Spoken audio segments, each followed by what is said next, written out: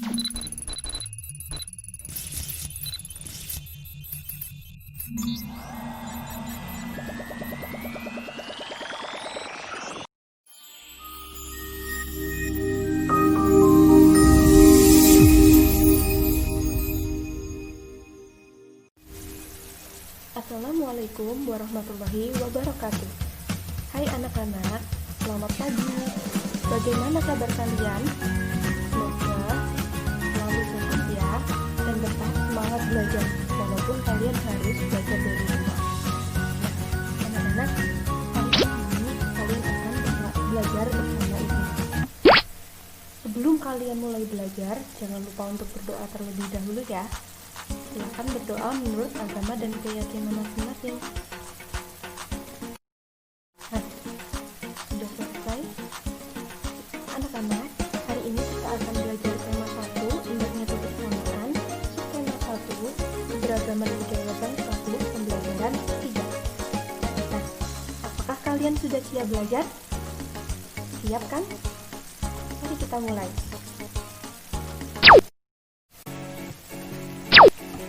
Nah, sebelum kalian memulai materi hari ini, kalian harus tahu tujuan pembelajaran untuk hari ini. Nah, akan ibu bacakan ya, tujuan pembelajaran kita hari ini apa aja. Tujuan yang pertama, yaitu kalian dapat memahami sifat-sifat bunyi. Tujuan yang kedua, kalian dapat membuktikan bunyi dapat merambat melalui kegiatan percobaan. Dan tujuan yang ketiga, kalian dapat menentukan gagasan pokok dan gagasan pendukung suatu paragraf. Kita mulai materinya ya. Nah, di pembelajaran sebelumnya, kalian sudah belajar tentang keragaman budaya Indonesia.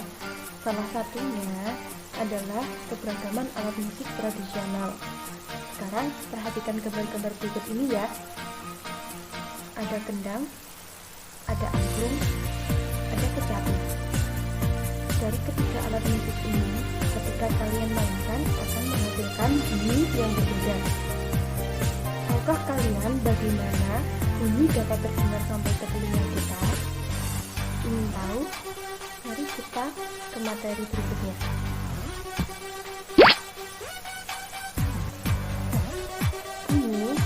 Dapat terdengar sampai ke telinga kita karena memiliki sifat-sifat.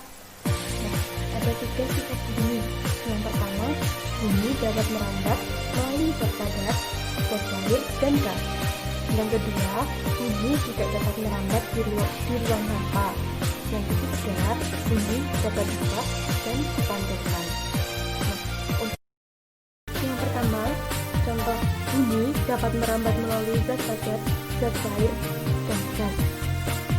Contoh bunyi dapat merambat melalui zat padat yaitu kalian bisa menempelkan telinga di ujung meja dan minta tolonglah kepada teman kalian untuk mengetuk ujung meja yang lain. Kalian akan dapat mendengarkan ketukan dari ujung meja. Itu adalah contoh dari bunyi dapat merambat melalui zat padat. Yang kedua, contoh bunyi dapat merambat melalui zat cair yaitu ketika kalian memasukkan batu ke dalam air lalu menggeseknya, kalian akan dapat mendengarkan suara batu tersebut. Dan yang ketiga, contoh bunyi dapat merambat melalui gas yaitu ketika kalian dapat mendengarkan petir. Nah, untuk sifat yang kedua,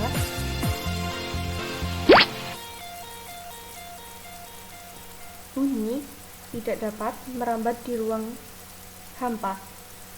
Contoh ruang hampa adalah ruang angkasa. Nah, anak-anak, bunyi tidak akan dapat terdengar apabila tidak melalui perantara. Di ruang angkasa tidak ada perantaranya, maka bunyi tidak dapat terdengar.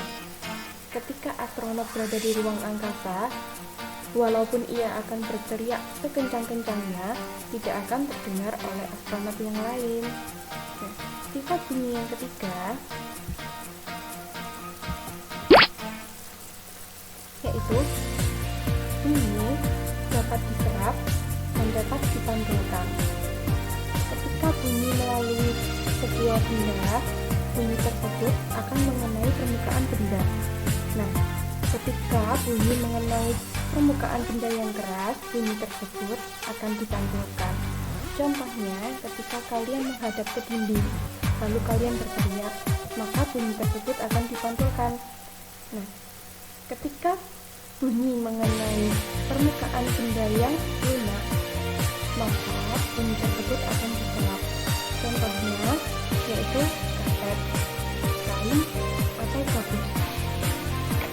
Kalian pernah bermain ke bioskop kan bersama orang tua atau bersama teman? Nah, ketika kalian ke bioskop, kalian tidak dapat mendengar suara yang ada di dalam studio. Kenapa? Karena di dalam studio tersebut sudah dipasang peredam suara. Nah, maka suara yang ada di dalam studio tersebut tidak akan terdengar sampai keluar. Untuk membuktikan bunyi dapat merambat melalui benda padat, zat cair, dan gas, kalian dapat melakukan percobaan berikut. Yang pastinya dilakukan bersama orang tua ya, karena kalian sekarang belajar dari rumah. Yang pertama, percobaan mengidentifikasi sifat bunyi merambat melalui udara. Kalian bisa membaca alat dan bahan dan nafas kerja yang ada di layar. Untuk percobaan yang kedua, kalian dapat membuktikan sifat bunyi merambat melalui benda padat. Contohnya, kalian dapat membuat mainan, yaitu telepon dari botol bekas atau gelas bekas dan benang. Untuk yang ketiga, percobaan mengidentifikasi bunyi merambat melalui benda cair. Untuk alat dan bahan bisa kalian baca beserta langkah kerjanya. Nah, kalian bisa mempraktekkan 3 percobaan ini di rumah. Tetapi tetap perlu pengawasan orang tua ya.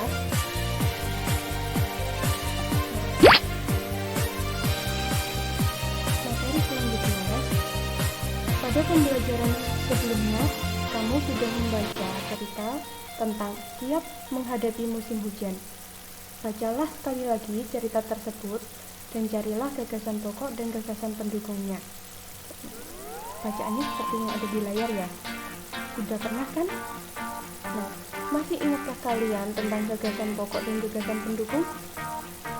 Kalau sudah lupa, maka akan Ibu ingatkan lagi.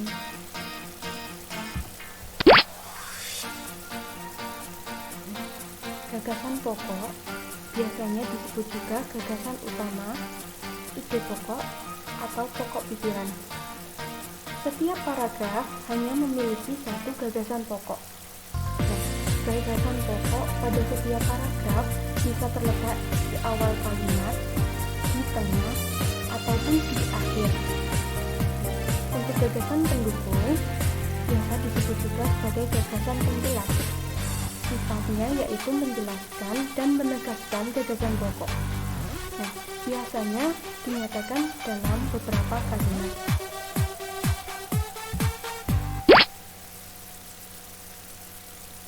Bagaimana cara menemukan gagasan pokok? Yang pertama, yaitu bacalah teks dengan seksama. Langkah yang kedua, tentukan kalimat utama pada paragraf yang kalian baca. Setelah kalian menemukan kalimat utama, langkah yang ketiga yaitu temukan unsur inti dari kalimat utama. Dan langkah yang keempat yaitu unsur inti kalimat utama sama dengan gagasan pokok. Nah, setelah kalian mendengarkan materi dari itu, kalian bisa mencoba mempraktekkan mencari gagasan pokok dan gagasan penjelas dari bacaan yang ada di layar sebelumnya ya.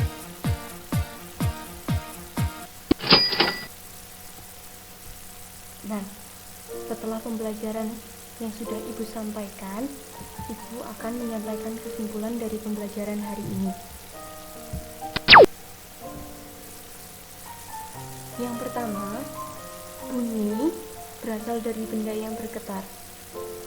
Benda-benda yang bergetar dan menghasilkan bunyi disebut sumber bunyi. Sifat-sifat bunyi ada 3. Apakah kalian masih ingat? Akan Ibu ingatkan lagi ya. Yang pertama, sifat bunyi yaitu dapat merambat melalui zat padat, zat cair, dan gas. Yang kedua, yaitu bunyi tidak dapat merambat di ruang hampa udara.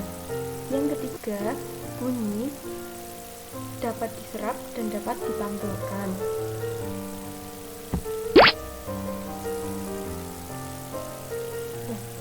Gagasan pokok. Gagasan pokok adalah ide utama yang dibahas dalam suatu bacaan, dapat berupa kalimat inti atau berupa pokok paragraf. Sedangkan gagasan penjelas atau gagasan pendukung adalah uraian atau tambahan informasi untuk gagasan pokok. Setiap paragraf hanya memiliki satu gagasan pokok. Harus diingat Mbak ya. Nah, gagasan pokok dapat terletak di awal, di tengah, atau di akhir paragraf. Nah, anak-anak, setelah kalian mendengarkan pembelajaran hari ini, kalian dapat mengerjakan soal evaluasi sebagai latihan kalian.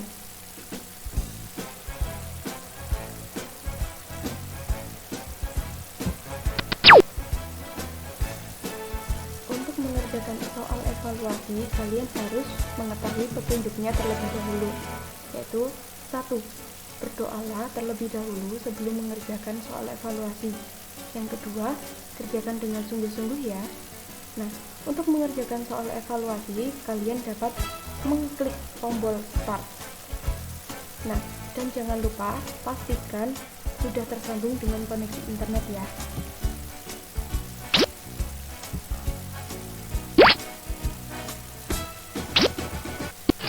Nah, anak-anak,